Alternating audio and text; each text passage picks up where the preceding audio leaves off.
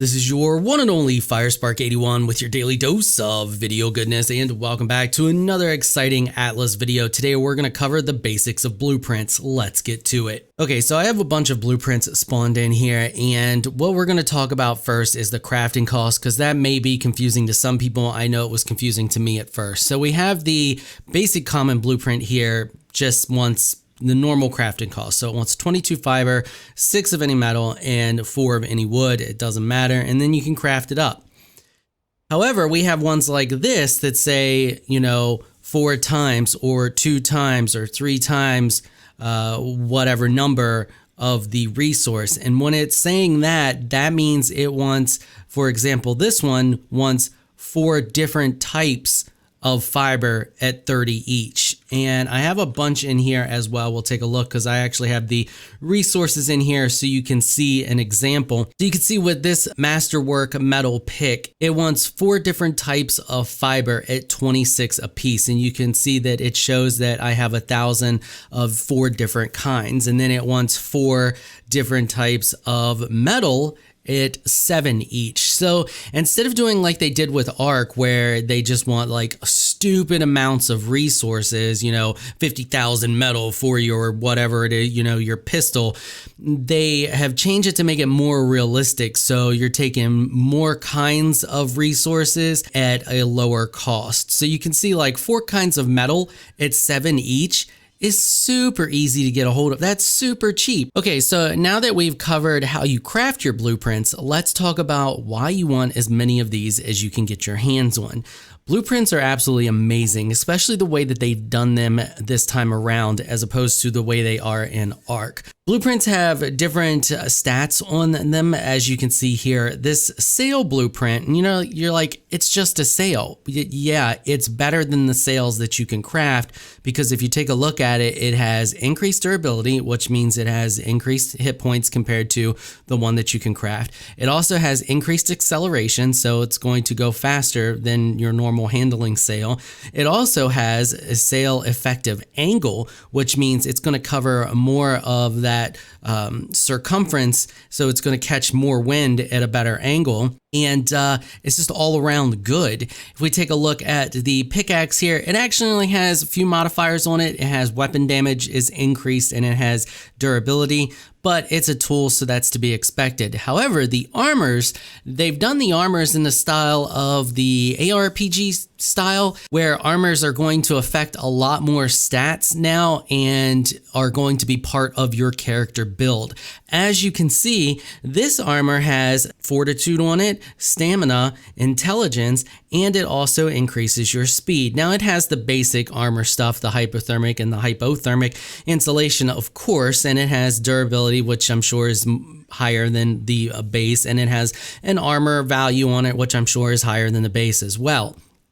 But if you notice, it also states that it has upgrades, because you can upgrade any of the stats that are on the blueprint, and all blueprints have different stats. So if we take a look at this one, you can see that this one adds bonus health, and it looks like it gives you actual health points, so 0.23 plus to your health, and then it also increases your health by a percentage. So that's cool. I didn't even realize that that was a thing until just now. If we take a look at this one actually adds to your weight, it adds to your melee damage, and it adds to your intelligence. So once you've crafted all of these or any of these, you can upgrade any of those stats. So let's craft one of these and we'll take a look at upgrading. Now, keep in mind that your structures do not have the capability to upgrade. If you take a look at this one, you don't have that option. If I right click on it, I get no option to upgrade. However, if I right click on this, you can see I have the option to upgrade. So if I click that over here, it shows what it's going to cost me to upgrade it. So it's going to cost me 3 different fibers at 3 each. It's going to cost me 3 different hides at 7 each, and it's going to cost me some gold per upgrade. And if I highlight over any of these, and you can see that it has upgrades for each of the stats, if I highlight over them, it shows you the amount that you're going to get when you click that button to confirm that upgrade. Now, from what I've been able to tell, the upgrades seem to be a percentage based on the stat itself. So for example, if we take a look at the hypothermic insulation, if we upgrade it, we're going to get 0.247, and right now it's at 24.994. But if we take a look at a smaller number like the stamina here, it's 0.3. We're only going to get 0.015. So we're not even getting like anywhere close to like a half a point. So what that tells me is that the upgrades are based on a percentage of that number. What that is, I'm not 100% sure. I'm terrible at math, but I'm sure somebody else could probably figure it out. So if we take a look at the speed, you can see that that one's even worse. So this one's currently at 0.115. If we go to upgrade it, we're going to get 0.06. So very low amount there. So when you're looking for your armor and you're trying to find that best armor, you're going to want stuff that has high level in stats that you're trying to increase, or the highest that you can find. That way, when you upgrade that stat, you're going to get much more of an upgrade, and you want something that's going to have a lot of upgrade options.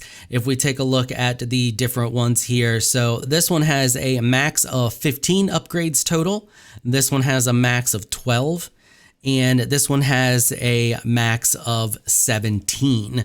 So you have to look at different things. Like if I'm looking for weight, then this one would be good because it has 17 upgrades to it and it already has a weight multiplier. But if I have another one that maybe has, I don't know, 4.4 something weight, and it only has, say, 10 upgrades, that one may be a better option because you're going to get more per point in your upgrade. Even though you have less upgrades, you're going to get more per upgrade because it's based on a percentage of that initial number. Also note that all blueprints have a set number of crafts before they disappear, so you can only use them so many times. For example, this one here has 16, this one has 12, this one has 23, this one here has 8.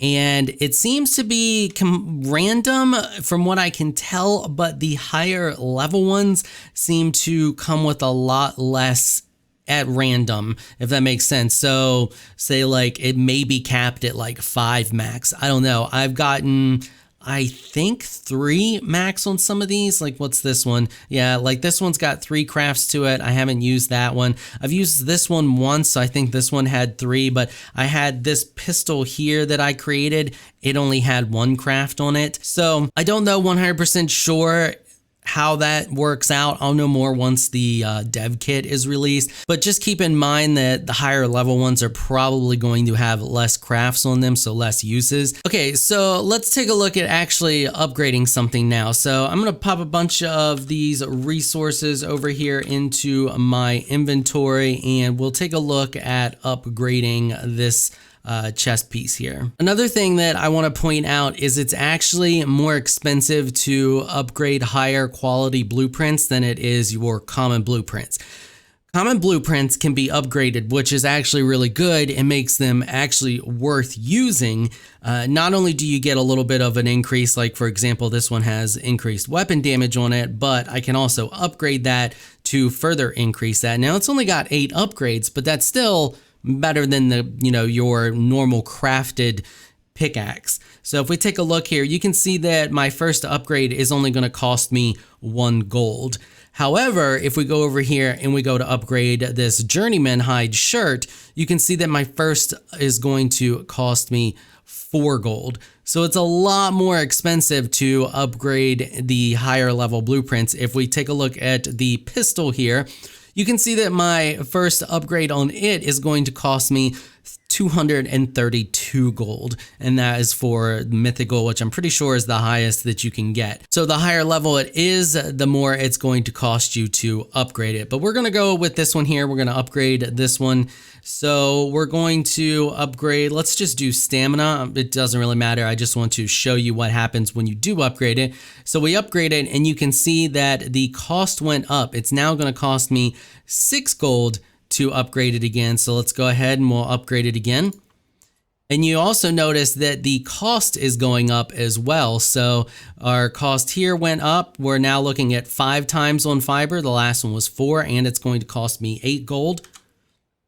So we'll go ahead and we'll do it again. Watch these up here. So it's at 13 hide right now. Let's upgrade it again. Now you can see it went to 16 hide and 9 gold. So not only is it going to cost you more gold per upgrade, it's also going to cost you more resources per upgrade, but it's still not terrible. 16, you know, 3 times 16, still not terrible as far as the upgrade goes on a journeyman. And when you get up into your higher level blueprints, you're going to notice that the crafting cost becomes a little bit more expensive. This one, you know, wants a little bit more resources as far as like fibers. It wants 6 at 300 each and hide at 6 at 30 each. But there's one thing that it's asking for there. It wants 839 mythos. And you're like, what the heck is mythos, Firespark? Well, mythos apparently drops from mythical creatures, and one of those that I found that's the easiest, and I'm sure there's plenty of others, like I know there is the Medusa and there's possibly dragons. I have no idea if the dinosaurs count, but I know there are dinosaurs on the map. But I know for a fact that the Yetis will drop it. So they are found pretty much in the north, the farthest north you can go. And they just look like the ape men. So right there's one. We're going to go over here. We're going to kill him. Quickest way I found to kill them was with fire arrows. So right here's one.